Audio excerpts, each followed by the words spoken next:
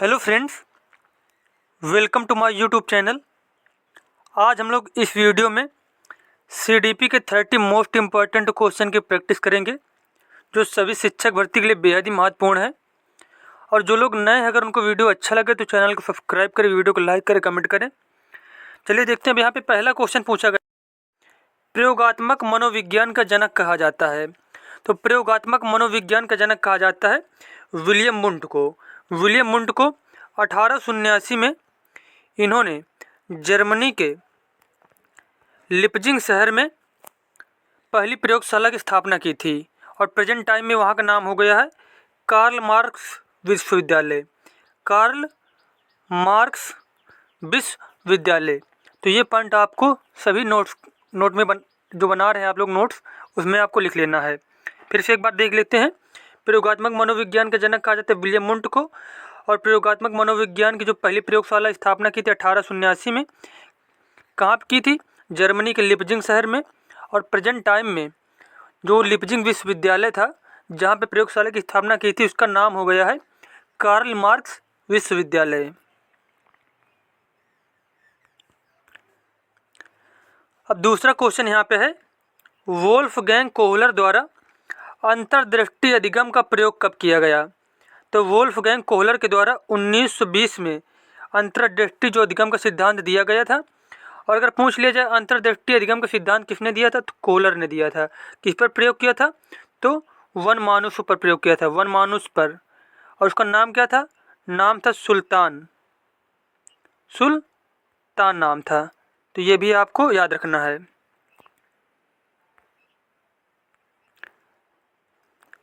अगला क्वेश्चन है यहाँ पे, अमेरिकी मनोविज्ञान का जनक कहा जाता है। अमेरिकी मनोविज्ञान का जनक कहा जाता है विलियम जेम्स को। विलियम जेम्स को। नेक्स्ट क्वेश्चन है, अंतर्दृष्टि अधिगम में समस्या की किस स्थिति पर ध्यान दिया जाता है? तो अंतर्दृष्टि स्थिति में संपूर्ण स्थिति पर ध्यान दिया जाता है। समस्या की संपूर्ण स्थिति पर ध्यान दिया जाता है। और अंतर्दृष्टि अधिगम का सिद्धांत किसने दिया था? कोहलर ने। कोहलर ने। ये पॉइंट आपको नोट करने हैं। अब आपसे पांचवा क्वेश्चन पूछा गया है, जिस समूह में स्वतंत्र चर उपस्थित रहता है उसे कहते हैं। जिस समूह में स्वतंत्र चर उपस्थित रहता है उसको कहते हैं प्रयोगात्मक समूह। प्रयोगात्मक समूह।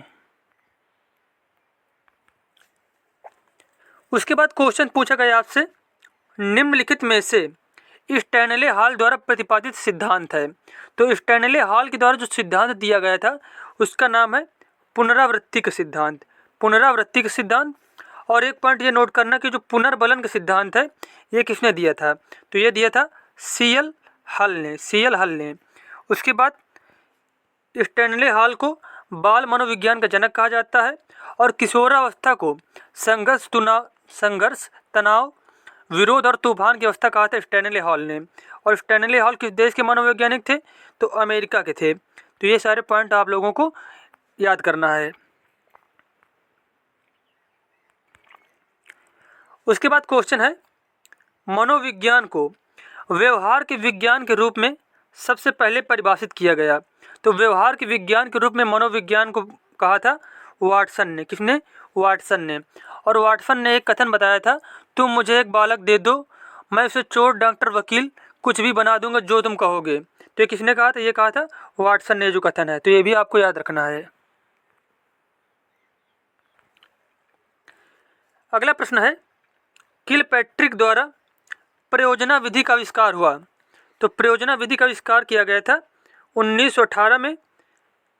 और किसने किया था प्रयोजना विधि का आविष्कार? तो एम्फ्रोजाई किलपैट्रिक ने।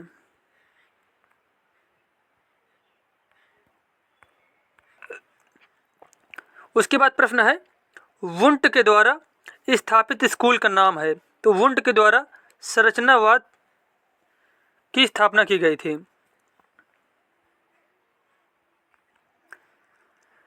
उसके बाद प्रश्न है, स्वप्रेरणा अधिगम। स्वप्रेरणा द्वारा अधिगम कैसा होता है? तो स्वप्रेरणा द्वारा अधिगम कैसा होता है? बहुत प्रभावशाली होता है।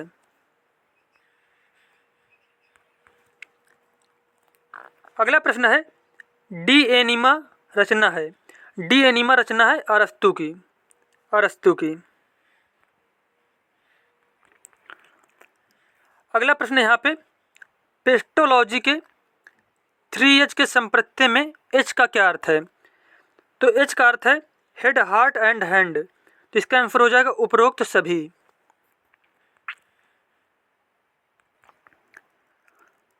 उसके बाद क्वेश्चन है, मनोविज्ञान का अतीत बहुत लंबा है परंतु इतिहास बहुत छोटा है। यह कथन दिया गया था एबिंगहॉस के द्वारा, एबिंगहॉस के द्वारा।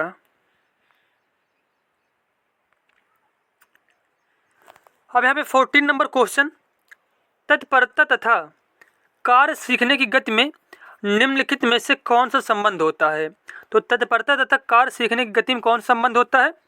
कार्य सीखने की गति जो होती है तत्परता के समानुपाती होता है। तो यहाँ पे डी वाला ऑप्शन सही हो जाएगा कि कार्य सीखने की गति तत्परता के समानुपाती होती है। अगला क्वेश्चन है, जर्मनी के लिपजिंग विश्वविद्यालय जहाँ प्रथम मनोवैज्ञानिक प्रयोगशाला 1879 में स्थापित की गई, वर्तमान में नाम है। तो वर्तमान में इसका नाम है कार्ल मार्क्स विश्वविद्यालय, कार्ल मार्क्स विश्वविद्यालय।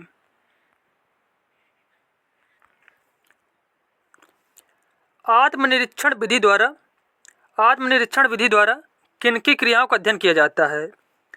कक्षा कक्ष में छात्रों की व्यक्तिगत विभिन्नताओं का, स्वयं की, असाधारण बच्चों की, या फिर उपरोक्त सभी का? तो आत्मनिरीक्षण विधि में स्वयं की क्रियाओं का अध्ययन किया जाता है।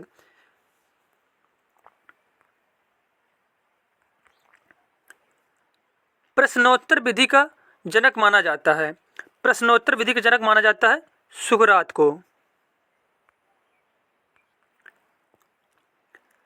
बाल केंद्रित शिक्षा किसकी देन है?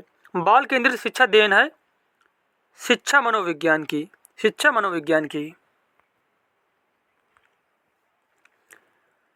शिक्षा मनुष्य की अंतर्निहित क्षमता का परिपूर्णता से विकास करती है, यह कथन दिया गया था विवेकानंद के द्वारा। शिक्षा क्या है? मनुष्य की अंतर्निहित क्षमता का परिपूर्णता से विकास करती है, कथन किसके द्वारा दिया गया? विवेकानंद के द्वारा।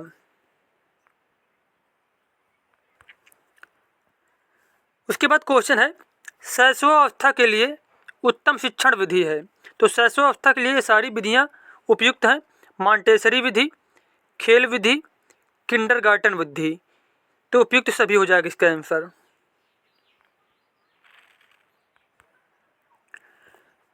अगला क्वेश्चन है, तुम मुझे कोई बालक दे दो और मैं उसे कुछ भी बना सकता हूँ, यह दावा है। यह कहा गया था वाटसन के द्वारा। किसके द्वारा? वाटसन के द्वारा। नेक्स्ट क्वेश्चन है, प्रगतिशील परिवारों में बच्चों में अपेक्षाकृत कौन सा प्रेरक अधिक प्रबल होता है? प्रगतिशील परिवारों में बच्चों में अपेक्षाकृत कौन सा प्रेरक अधिक प्रबल होता है? उपलब्धि।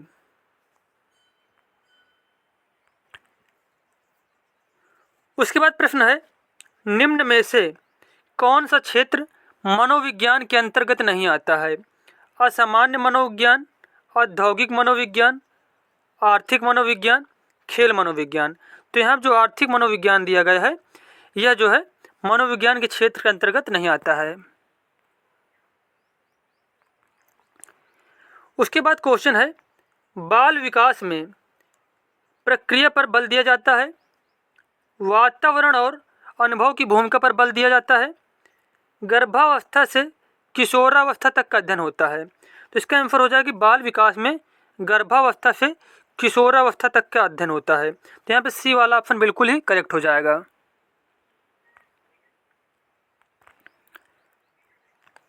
नेक्स्ट क्वेश्चन यहाँ पे है, एक औसत बुद्धि वाला बच्चा यदि भाषा को पढ़ने एवं समझने में कठिनाई प्रदर्शित करता है तो यह संकेत देता है कि बच्चा का लक्षण प्रदर्शित कर रहा है। तो कोई बच्चा अगर है भाषा को पढ़ने एवं समझने में उसको कठिनाई हो रही है तो इसका मतलब है वह किससे ग्रसित है? पठन क्षमता डिस्लेक्सिया से ग्रसित है। डिस्लेक्सिया एक प्रकार का बीमार होता है जिसमें बच्चे पढ़ने और चीज़ों को समझने में कठिनाई महसूस करते हैं। तो ये सारे पॉइंट आप लोग याद करने हैं। जैसे कि डिस्प्राफिया, डिस्प्राफिया क्या होता है? लेखन क्षमता होती है। डिस्प्रेक्सिया क्या है? गणितीय क्षमता, और डिसलेक्सिया क्या है, गति समन्वय अक्षमता। तो ये सारे पॉइंट आप लोगों को याद करने हैं। अगला क्वेश्चन है यहाँ पे, निम्न में से शिक्षा मनोविज्ञान किसमें उपयोगी नहीं है? बालकों की मानसिक अस्वस्थता का पता लगाने में, शिक्षण विधियों के चयन में, छात्रों को अभिप्रेरित करने में, पशुओं के प्रयोग में। तो शिक्षा मनोविज्ञान जो है वो पशुओं के प्रयोग में उपयोगी नहीं है।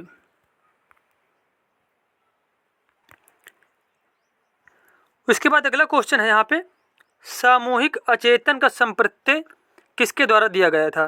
तो सामूहिक अचेतन का प्रत्यय दिया गया था युंग के द्वारा। और केवल यहाँ पे बात की जाती है अचेतन मन की, या फिर तो ये किसके द्वारा दिया गया था? ये फ्राइड के द्वारा। लेकिन सामूहिक अचेतन किसके द्वारा दिया गया? युंग के द्वारा दिया गया।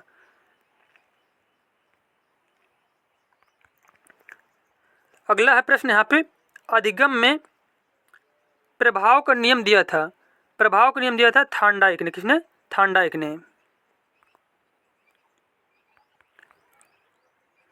नेक्स्ट क्वेश्चन यहाँ पे है, कौन सा युग्म सीखने में पुनर्बलन को महत्वपूर्ण नहीं मानता? तो टालमैन और गुथरी जो सीखने में पुनर्बलन को महत्वपूर्ण नहीं मानते हैं।